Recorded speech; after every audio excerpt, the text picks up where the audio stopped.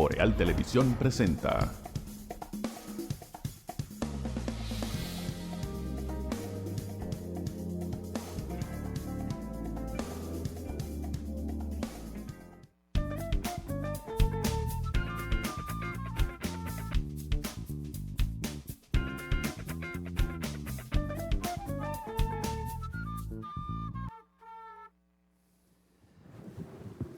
Saludos amigas y amigos, muy buenas noches, bienvenidos a EnQ a través de los canales de Boreal Televisión para toda la República Dominicana, 28 de Aster en Santiago y la región del Cibao, 30 de Aster para Santo Domingo, Distrito Nacional, zona sur y este del país, en las plataformas internacionales y por supuesto en todos los cables municipales de la República Dominicana. Gracias por acompañarnos y permitirnos compartir con ustedes este ratito de la noche. Benito Cruz, buenas noches. Buenas noches, Atahualpa, buenas noches al país y al mundo. Muchísimas gracias, muy agradecido por todas las informaciones que siempre uno recibe con respecto a los comentarios que hacemos en nuestro programa. Hoy es el Día Internacional de la Preservación de la Capa de Ozono.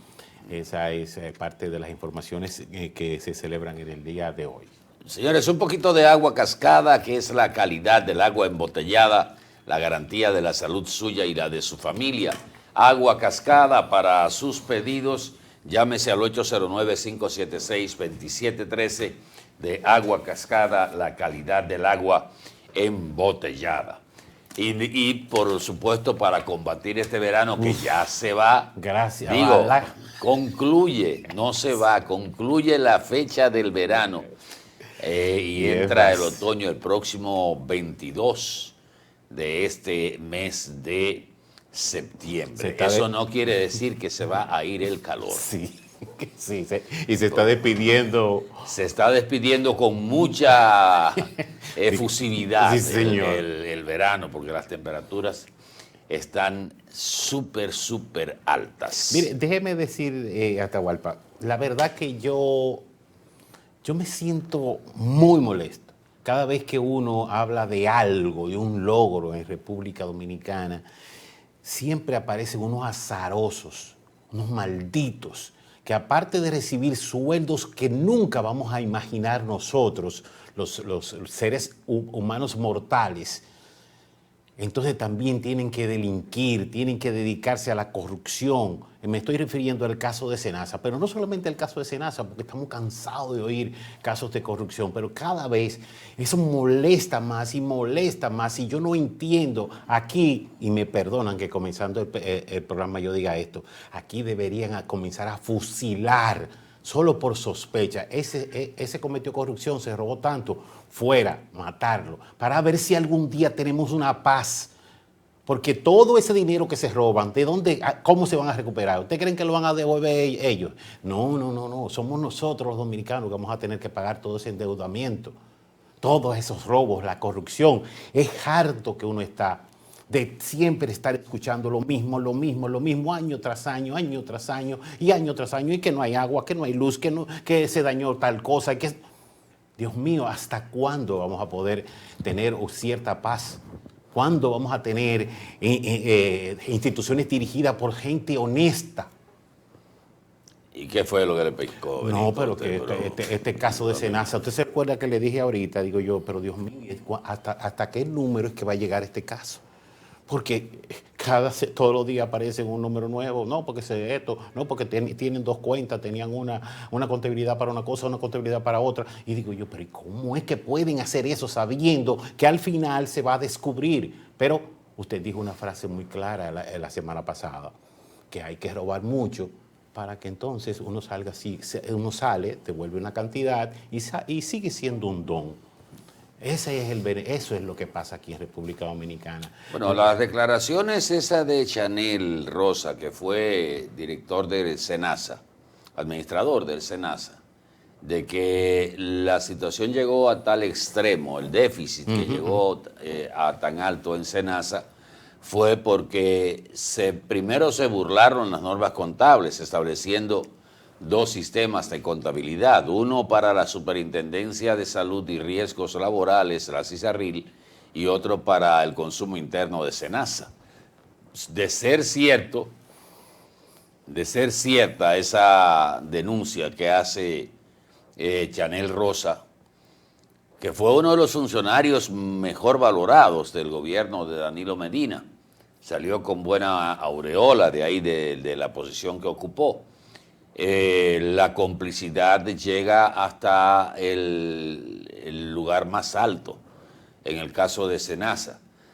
A veces uno se resiste a pensar que un profesional con una trayectoria reconocida, que hasta ese momento, hasta determinado momento no tiene máculas ni señalamientos, se involucre en acciones que pueden poner en riesgo, no en el ocaso, podríamos decir en el otoño de su vida, esa trayectoria.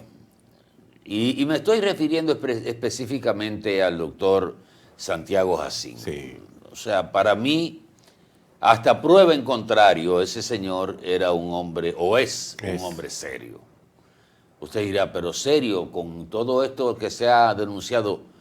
Digo eso porque es que se le hace difícil a uno entender que puedan existir acciones que desbaraten toda una trayectoria, sin necesidad. O sea, es verdad que la ambición es quizás inherente al ser humano. Hay gente que no son tan ambiciosos, pero hay otros que sí, y otros que se dejan llevar por la corriente.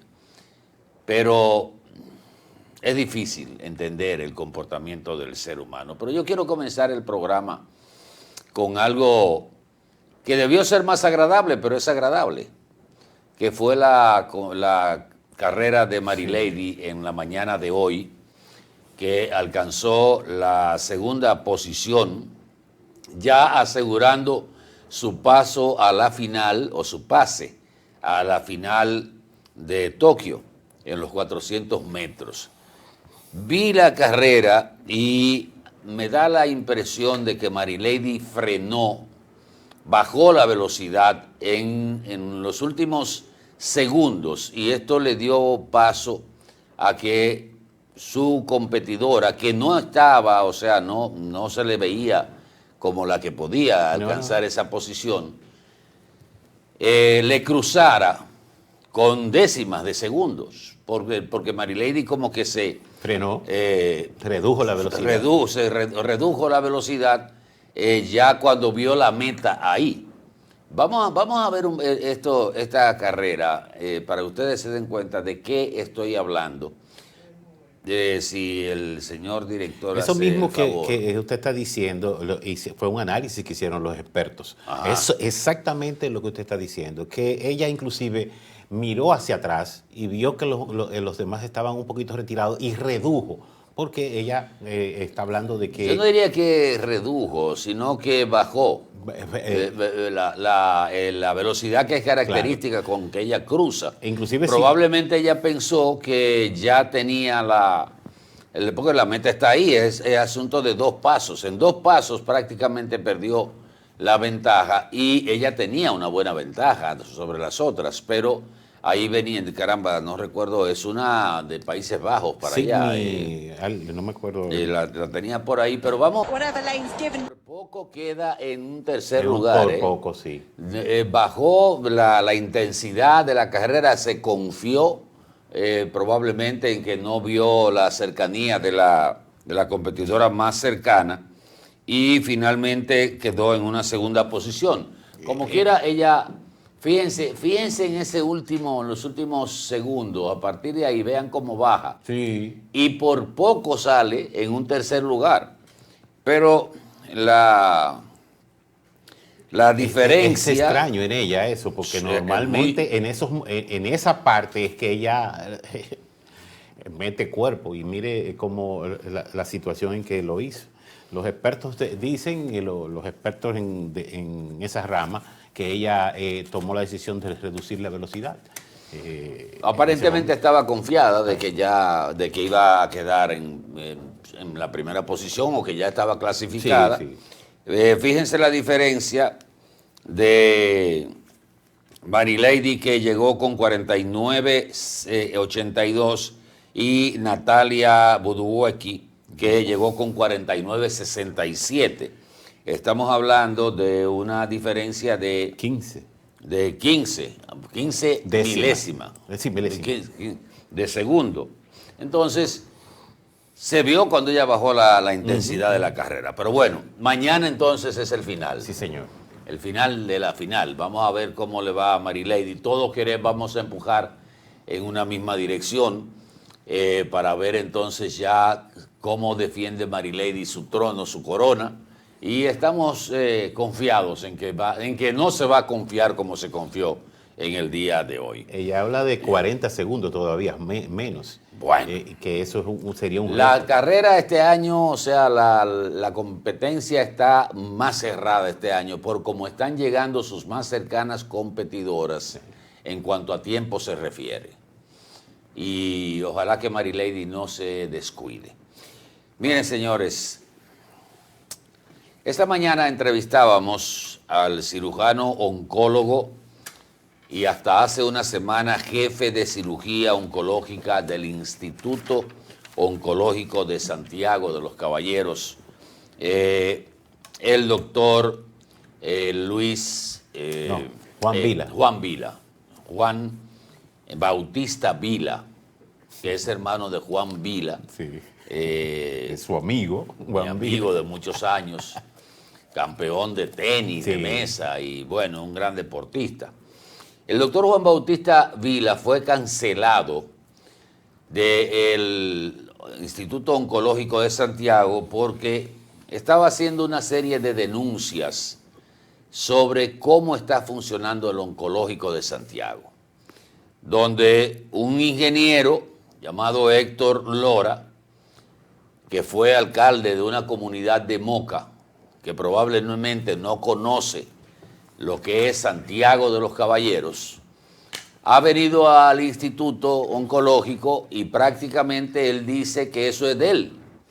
O sea, que él es el dueño del oncológico, donde ha colocado a una serie de familiares, incluyendo a su ex esposa, que es hoy la secretaria del patronato, es la contable del patronato, él es el director del oncológico, él es el presidente del patronato, él es el tesorero del patronato, él es, como él dice en el oncológico, ley, batuta y constitución. Sí, señor.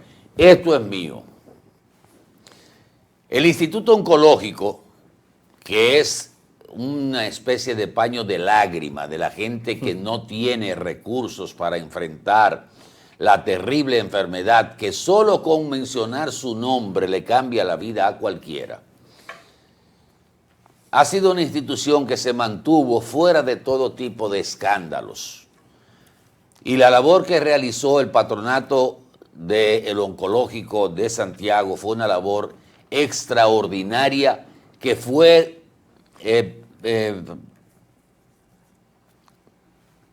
merecedora de reconocimiento tanto aquí en Santiago como a nivel nacional e internacional. El trabajo de doña Olga y de otras mujeres que estaban en el patronato del oncológico, con el voluntariado también, hacían la diferencia.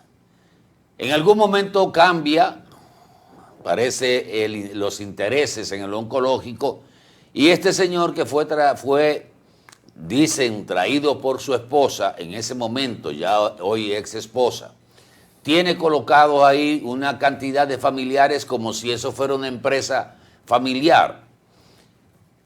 Conozco el oncológico porque he tenido alguna relación con médicos y he entrevistado a personal del oncológico desde hace tiempo, comenzando con la doctora Nali Cruz, que le ha dedicado su vida prácticamente al oncológico, ayudando a muchísimos pacientes de escasos recursos. Inclusive, debo confesar que algunas personas que he referido a través de la misma doctora, pues han recibido atenciones de primera.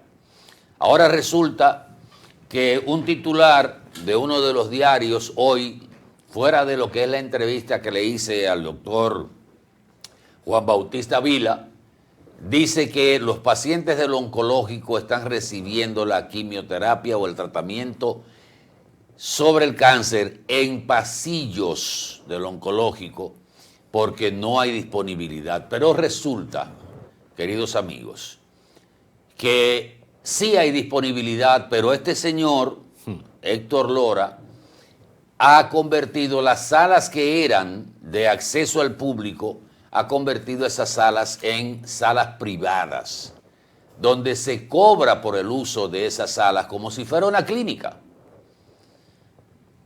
Los pacientes que van al oncológico generalmente son pacientes de escasísimos recursos y otros que van cubiertos por el SENASA, ya sea por el régimen subsidiado o por el régimen contributivo o cualquiera que tenga un seguro. Prácticamente el oncológico toma todos los seguros y no hay diferencia, no hay copago, salvo alguna que otra carga porque necesita algo especial. Pero la sociedad de Santiago no debe permitir que las cosas que estén pasando en el oncológico, donde hace más de 4 o 5 años que no se hacen la asamblea, que no se da información, que no hay una auditoría que pueda dar con los resultados de los ingresos que tiene esa institución, que no ha querido que se le entreguen subsidios o dinero del Estado precisamente porque se vería en la obligación de tener que rendir cuentas a través de las instituciones de control del Estado. Pero el oncológico no es patrimonio de nadie, es un patrimonio de Santiago, de la región del Cibao y del país, donde tuvo que ver el mismo el doctor Heriberto Peter para la puesta en funcionamiento y construcción del hospital del Instituto Oncológico de Santiago. Entonces, de alguna manera, yo decía, pero ¿y qué hace el colegio médico que permite, sin ninguna, no sé, el doctor Waldo Ariel Suero dijo que iba a hacer una rueda de prensa en el día de hoy, pero es una situación que está afectando a todo el personal del Instituto Oncológico, que no es de nadie. Eso no es un fuero familiar ni particular. Uno aboga por una solución y la solución es trabajar con transparencia y seguir cumpliendo esa misión, ese sacerdocio con que operaba el Instituto Oncológico de Santiago de los Caballeros. Es penoso, Atahualpa, porque todas las informaciones que vamos recibiendo se habla de que está en un punto de privatización del oncológico. O sea, que es más o menos hacia donde él quiere llevarlo y la lucha que han tenido, por ejemplo, en el caso del doctor Vila. El doctor Vila está desde el 1992 trabajando dentro del oncológico. Imagínense usted, y él reclama que cada 2 años se supone que tiene que haber nuevas elecciones para nuevo presidente. Sin embargo, desde el 2016, este señor, el ingeniero Héctor Lora, no se ha vuelto a hacer elecciones y se mantiene en la posición. Y como fui bastante crítico en la mañana y estoy siendo bastante crítico en la noche, dejo el espacio abierto para que el ingeniero Héctor Lora, sí, si quiere venir a Boreal aquí, tiene las puertas abiertas para que diga qué es lo que está pasando y dé su versión, porque la versión que hay no es buena para él. Sí. Esta es una imagen de cómo se está atendiendo a los pacientes en el oncológico, en el pasillo. Wow. Porque las habitaciones que hay se han privatizado, o sea, las han puesto privadas, para poder cobrarle la diferencia o cobrarle la totalidad a los pacientes que van. Pero una gente que va al oncológico, Benito, es porque no tiene otra opción, no tiene los recursos para ir a un centro privado. Porque todo el que tiene dinero se va a cualquier institución de Santiago privada para recibir el tratamiento de cáncer. El que va al oncológico porque no tiene un chele. Nos vamos a publicidad un momentito, regresamos en el próximo segmento. Por favor, quédese con nosotros.